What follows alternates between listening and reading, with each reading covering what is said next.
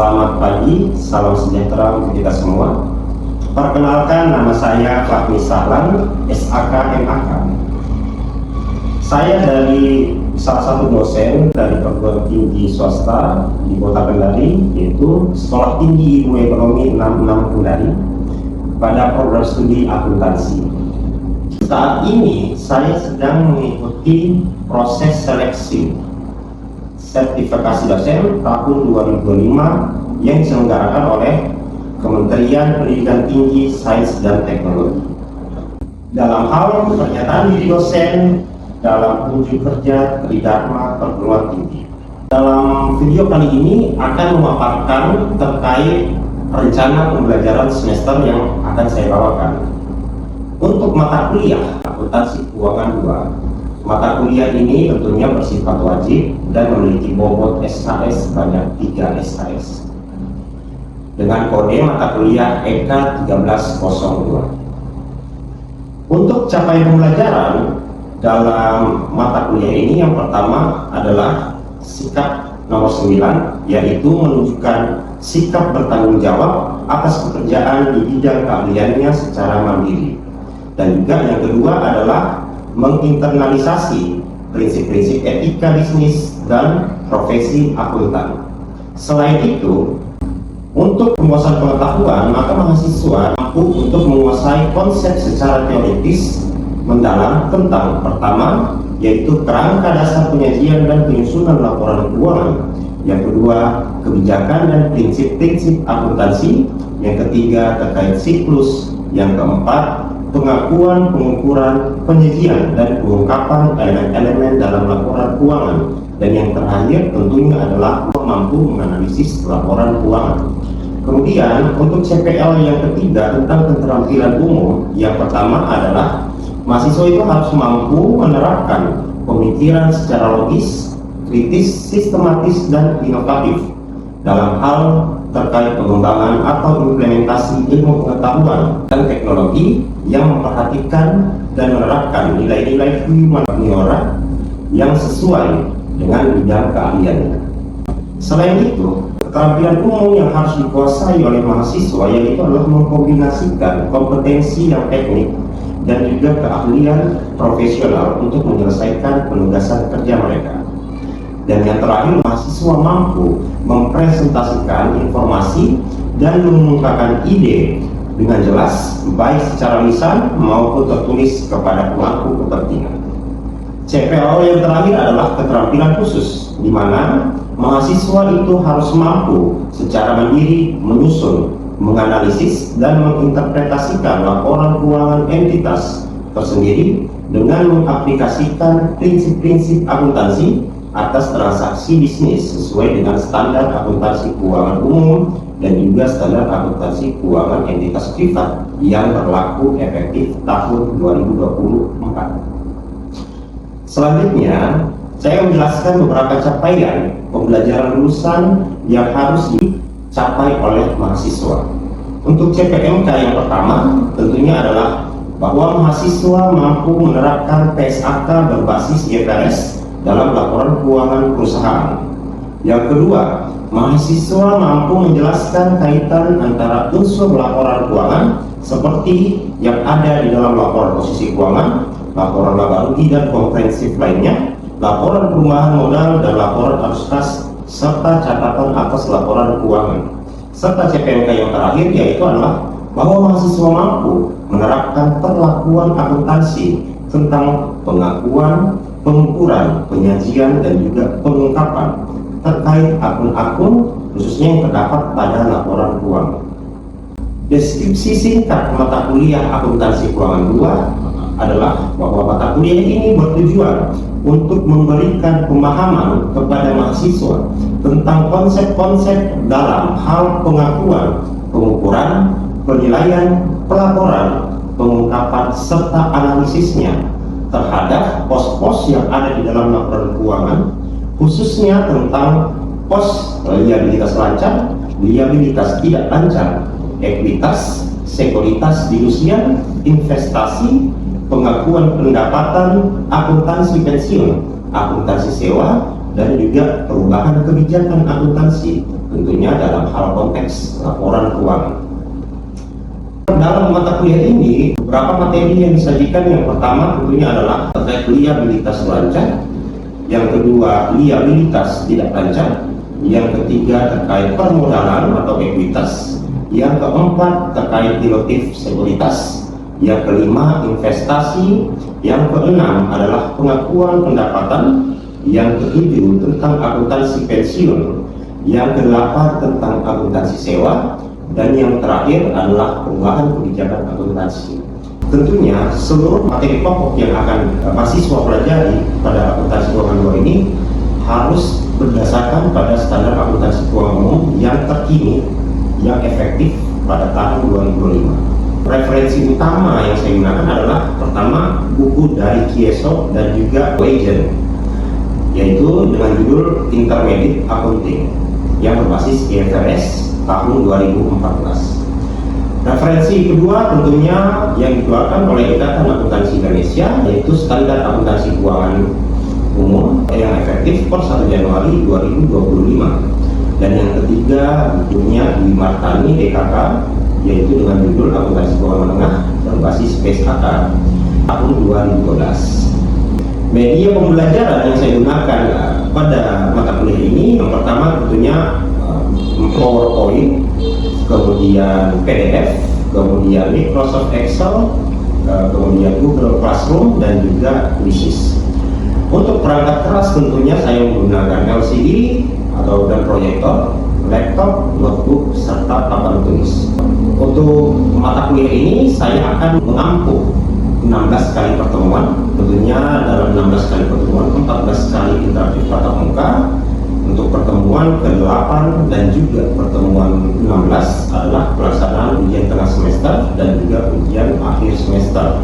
Untuk pembobotan penilaian, tugas sebanyak 20%, kemudian ujian tengah semester sebanyak 40%, dan juga ujian akhir semester sebanyak 40%. Mata kuliah prasyarat yang harus diambil oleh mahasiswa untuk mengikuti mata kuliah akuntansi keuangan 2 ini adalah tentunya mata kuliah akuntansi keuangan 1. Maka dari itu, untuk perkuliahan yang saya akan bawakan pada video kali ini terkait materi sekuritas delusian dan juga laba bersaham, yang di dalam RPS itu terdapat pada pertemuan ke-6 dan ke-7. Tentunya materi ini sangat erat dengan materi sebelumnya di pertemuan kelima, yaitu terkait materi ekuitas.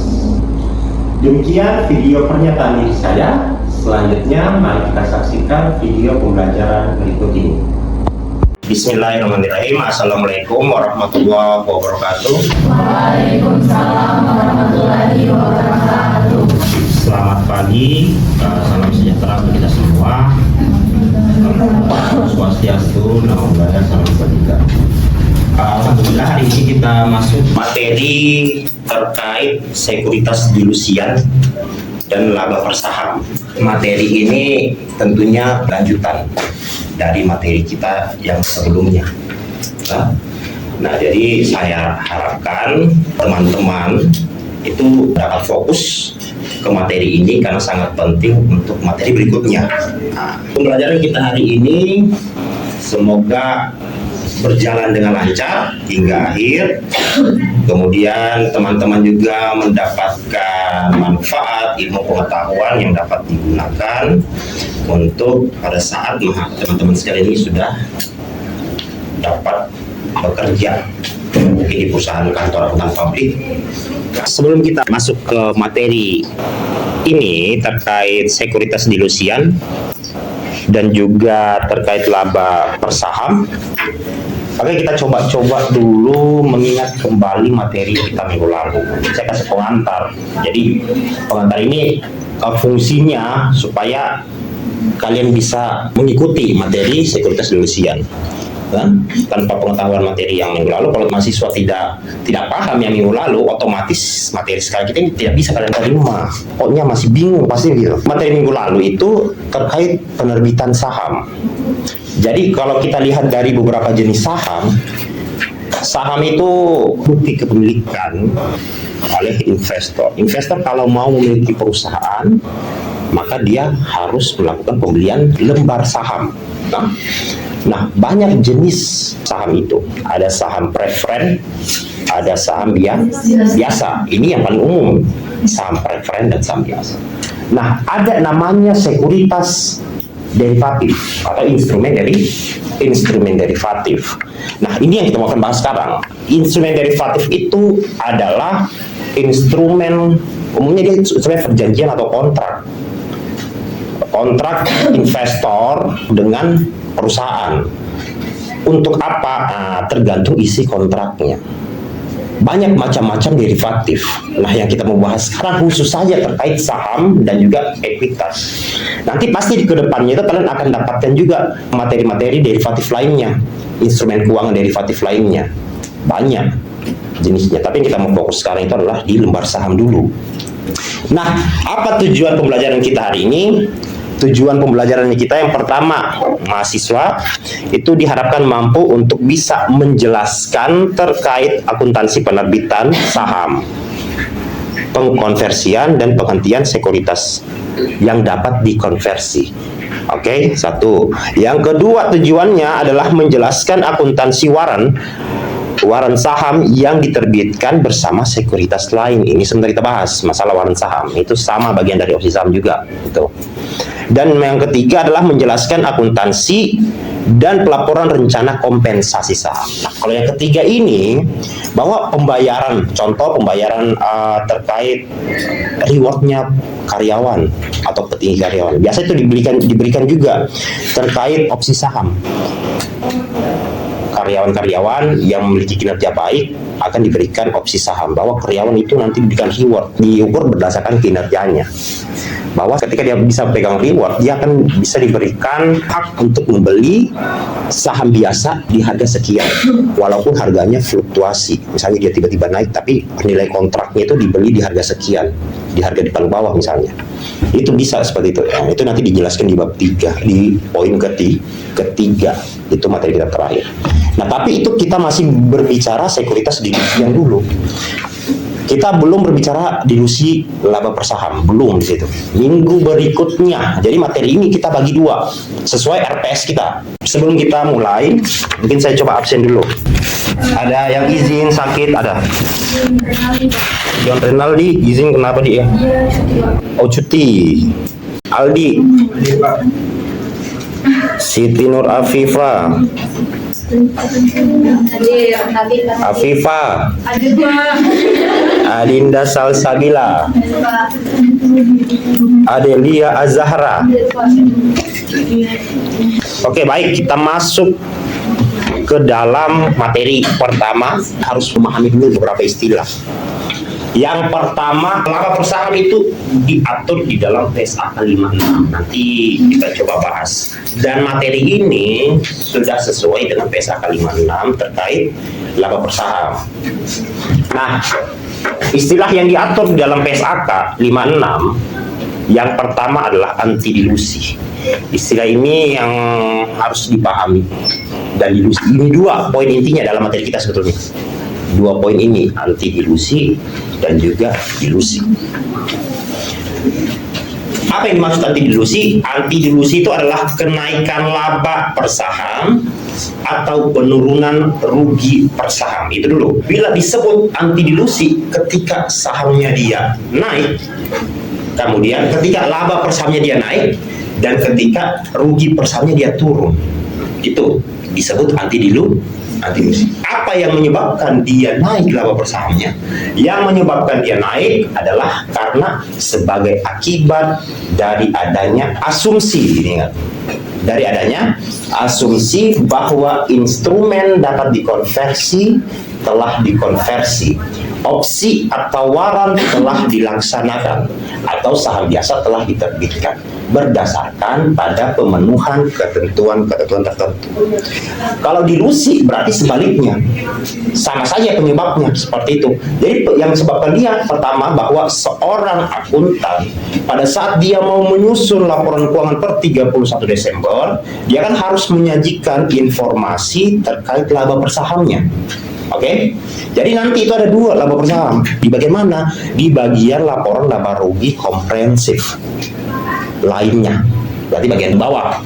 Nanti kan kalau lihat di situ ada laba per saham atau EPS-nya. Dari mana angka laba per saham itu? Angkanya itu sudah saya jelaskan yang di minggu lalu. Laba per saham itu dihitung berdasarkan total laba setahun dibagi dengan jumlah saham yang beredar. Nah, itu untuk laba per saham yang normal-normal saja.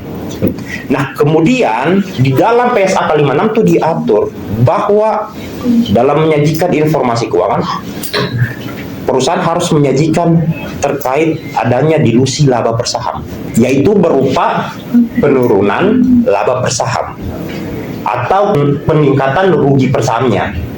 Angka-angka itu terbentuk dari asumsinya perusahaan sendiri. Perusahaan akan mengasumsikan bahwa ketika semua investor yang memegang saham derivatif, yang memegang instrumen derivatif, jika dia mengkonversikan ke saham biasa, kira-kira jumlah laba per sahamnya itu bagaimana kondisinya? Apakah dia naik atau dia turun? Nah, yang dilaporkan di dalam laporan laba rugi komprehensif adalah yang dilusi ini. Sementara anti dilusi itu hanya diungkapkan saja di dalam catatan atas laporan keuangan. Berikutnya adalah instrumen berpotensi saham biasa, opsi jual atas saham biasa, opsi waran, ekuivalen perjanjian saham kontingensi. Ini merupakan instrumen-instrumen yang memiliki pengaruh terjadinya dilusi itu. Opsi, waran, dan ekuivalennya ini sama saja instrumen derivatif namanya. Contoh masuk di bursa efek itu banyak jenis instrumen. Ada saham, ada obligasi, ada derivatif, dan masih banyak lainnya. Nah, kemudian derivatif itu yang muncul kenapa? Ya kan derivatif ini berupa kontrak antara dua pihak. Kontrak atau perjanjian antara perusahaan dan juga investor. Kontrak ini biasanya untuk menjaga risiko dari perubahannya harga jual ataupun harga beli. Opsi saham itu masuk ke derivatif. Ada ketika investor itu memiliki opsi saham, apakah investor ini mau ke depannya, biasanya kan ada tanggal waktu itu perjanjian. Perusahaan memberikan janji kepada investor, dia dapat membeli saham di harga sekian pada tanggal tertentu, dinilai sekian pada harga tertentu. Oke, walaupun dia naik, ya dia belinya di harga sekian, bisa seperti itu. Nah, kemudian juga obligasi juga seperti itu, ada yang berupa derivatif opsi. Dari obligasi dikonversi ke saham biasa. Ada juga seperti itu, dan itu juga diperjualbelikan itu.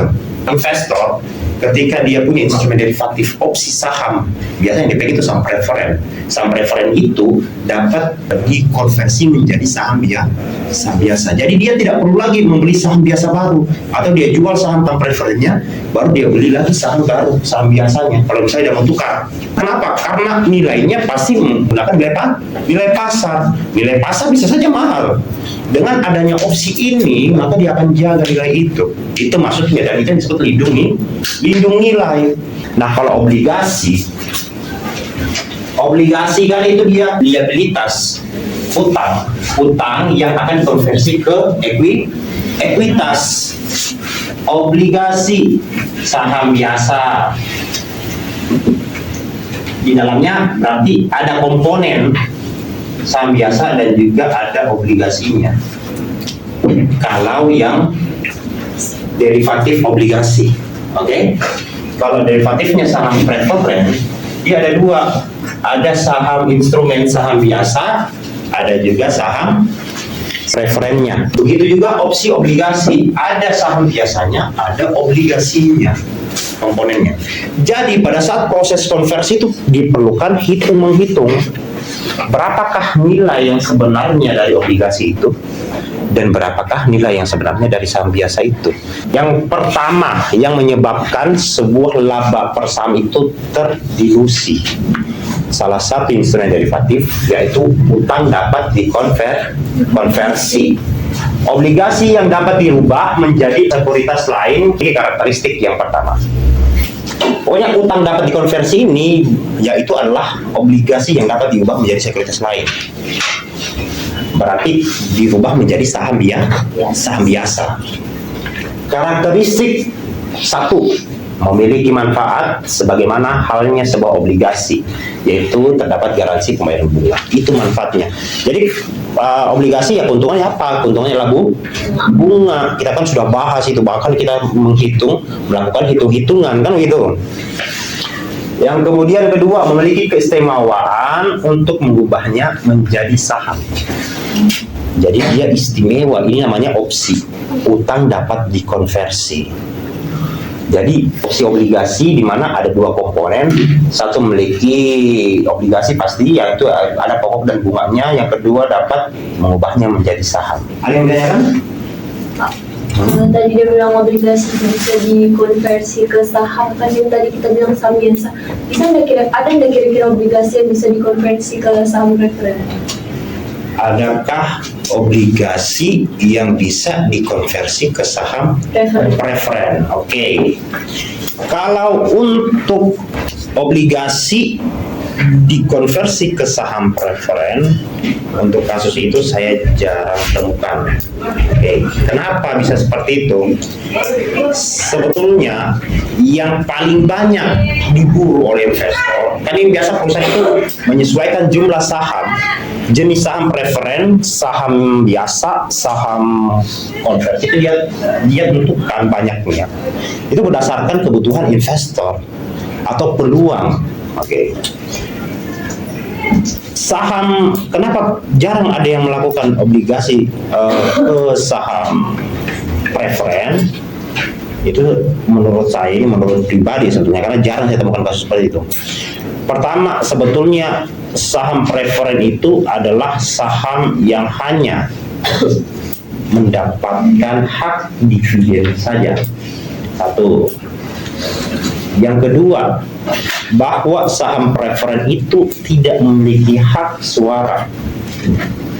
Kedua, sebetulnya poin ini yang paling penting, dia tidak memiliki hak suara. Tapi bagusnya saham preferen itu memiliki dividen yang tinggi dan akan dibagikan setiap tahun. Kebanyakan seperti itu. Oke, sudah ya? Oke. Jadi materi kita itu mungkin akan kita lanjutkan di minggu depannya, karena sesuai RPS. Jadi sesuai RPS itu kita bagi dua materi ini. Yang pertama kita bahas terkait instrumen derivatif. Yang kedua kita bahas bagaimana mekanisme pengaplikasiannya itu dilusian laba per saham. Nah, maka nanti untuk mempertahankan ingatan kalian atas materi hari ini, saya akan memberikan tugas yang untuk dikerjakan dan diselesaikan sebelum minggu depan. Nah, tugas itu saya nanti posting ke Classroom. Jadi nanti cek Classroom kalian. Oke, nanti di situ ada juga saya tinggalkan catatan di Classroom seperti penugasan biasanya, dan juga dikumpulkan di Classroom-nya. Oke? Oke, itu tugasnya. Mungkin ada sekitar 3 tugas. Apa tugasnya? Yang pertama, pasti tugasnya itu terkait penjelasan anti dilusi dan dilusian, serta yang mempengaruhinya, dan jelaskan juga komponen-komponennya. Itu nanti saya tinggalkan di catatan di Classroom-nya. Yang kedua, pasti menghitung ilustrasi atau menyelesaikan studi kasus dengan menggunakan with and without-nya. Itu dua saja paling tugasnya. Tapi nanti soalnya saya tinggalkan di Classroom-nya. Nanti cek saja di masing-masing akunnya. Nah? Oke. Sebelum kita akhiri materi ini, saya ingin ada mahasiswa yang mungkin bisa berikan feedback atau kesimpulan atas materi kita hari ini. Oke, siapa kira-kira yang mau? Oke, silahkan Siti Nur Afifah. Silahkan berikan kesimpulan, jelaskan ke teman-temannya, berikan saja intisari materi kita hari ini. Baik, terima kasih sebelumnya atas kesempatannya. Di materi kita hari ini tuh tentang sekuritas, dilusian, dan laba persaham, yaitu ada anti dilusi dan dilusi, yang dimana anti dilusi itu adalah kenaikan laba persaham atau penurunan rugi persaham, yang dimana sebab akibat dari dilusi ini adalah asumsi bahwa instrumen itu dapat dikonversi, telah dikonversi. Nah, adapun dilusi itu sebaliknya dari anti dilusi, yaitu penurunan laba persaham atau peningkatan rugi persaham. Materi yang tadi derivatif itu yaitu kontrak atau perjanjian, di mana itu adalah sebagai perlindungan nilai. Perlindungan nilai ini digunakan untuk melunasi utang. Contohnya itu kita seperti utang kita itu di 2013 itu masih 2000 terus di 2014 itu naik dan seterusnya. Nah, fungsinya itu derivatif itu untuk menjaga agar nilai kontrak kita itu tidak terus naik lah. Nah, terus adapun untuk utang yang dapat dikonversi itu, yang pertama itu karakteristiknya memiliki manfaat sebagai mana hanya sebuah obligasi, yaitu terdapat garansi pembayaran bunga dan pokok utang. Yang kedua itu memiliki keistimewaan untuk mengubahnya menjadi saham pada pemegang saham. Nah, untuk pada materi yang akuntansi utang dapat dikonversi juga itu memiliki karakteristik. Yang pertama itu dia itu menggunakan with and without, yang mana with and without ini besaran nilai saham biasa tanpa adanya nilai obligasi. Nah, implementasinya itu yang pertama, dia itu menentukan nilai wajar dari utang yang dapat dikonversi. Sedangkan yang kedua itu dia nilai bersih dari obligasinya, artinya menentukan komponen liabilitas dari nilai bersih obligasi. Dan yang ketiga itu mengurangi komponen liabilitas. Dan materi yang terakhir mungkin Pak tentang ada beberapa penggantian beberapa penggantian obligasi yang dapat dikonversi itu. Yang pertama itu membeli kembali saat jatuh tempo dan mengonversi obligasi pada tanggal jatuh tempo. Oke, baik. Sangat lengkap, mulai dari awal hingga akhir. Oke, sebentar.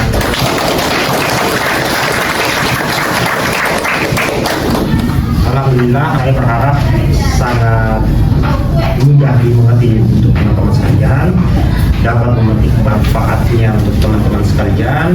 Nanti walaupun mungkin di materi kita kali ini ada yang belum jelas untuk disampaikan, ada mungkin materi yang masih mengganggu atau mungkin belum dipahami, hanya mungkin ragu ingin dikeluarkan unek-uneknya, itu bisa nanti melakukan konsultasi langsung saja. Saya ada terus pokoknya di prodi. Dan jangan lupa juga tugas besar kita ada proyek besar, bahwa tugas besar kita yang sedang berjalan ini, nah itu nanti terus di follow up. Saya coba akan follow up terus itu tugas. Saya ingin pokoknya nanti sebelum kita masuk di tugas besar itu harus sudah dikumpulkan melalui klasem. Oke? Iya, Pak. Itu perlu diingat itu, teman-teman. Iya, Pak. Kalian harus rajin melakukan konsultasi dengan beberapa senior kalian terkait tugas besarnya. Jadi jangan jalan sendiri itu tugas besar. Oke? Oke, saya harap itu pokoknya aktif lah. Jangan lupa kalian harus mendapatkan validasi dari seniornya terkait tugas-tugas itu. Saya tidak akan periksa ketika di dalam tugas besarnya nanti, dalam laporannya nanti itu tidak ada validasinya dari atau tanda tangannya dari senior angkatan 2022. Nah, itu. Nah, jadi nanti pokoknya saya ingatkan terus ini setiap kali pertemuan tugas besarnya. Nah, oke, sampai sini saya pikir mungkin cukup, teman-teman. Saya akhiri. Wassalamualaikum warahmatullahi wabarakatuh. Waalaikumsalam warahmatullahi wabarakatuh.